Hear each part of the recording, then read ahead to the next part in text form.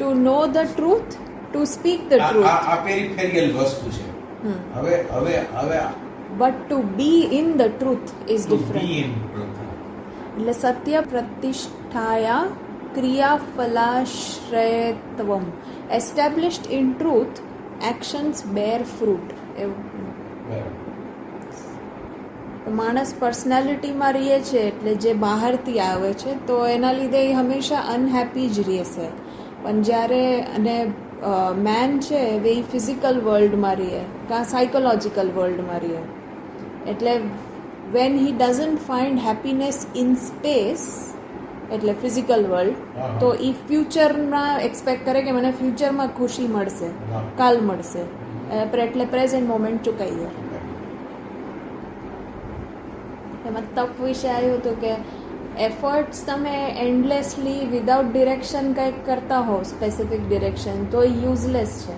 એટલે focus, તપમાં focused હોવો જોઈએ. કે હવે આપણે ફોકસ કંઈ હોય નહીં ને ધ્યાન કરીને મંત્ર કરીને કંઈક કરતા હોઈએ એટલે એ પછી એનો કંઈ એટલે એનો અર્થ એમ છે કે એટેન્શન અને ઇન્ટેન્શન બે વસ્તુ છે. જે પ્રકારનું ઇન્ટેન્શન છે એ પ્રકારે એટેન્શન આપવાનું.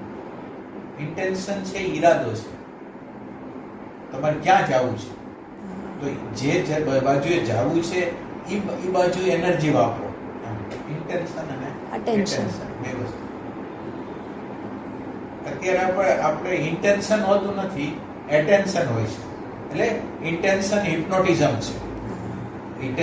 ઇન્ટેન્શન આપણા બધા જે ઇન્ટેન્શનો છે, ઈરાદાઓ છે, એ હિપ્નોટાઇઝ થયેલા છે, અનકોન્શિયસ છે. એટલે આપણને ખબર જ નથી આપણે શું કામ એને કમાવી છીએ, શું કામ એને લગ્ન કરી છે, શું કામ એને બાળકો કરી છે, શું કામ એને બધું. આ બધું શું છે?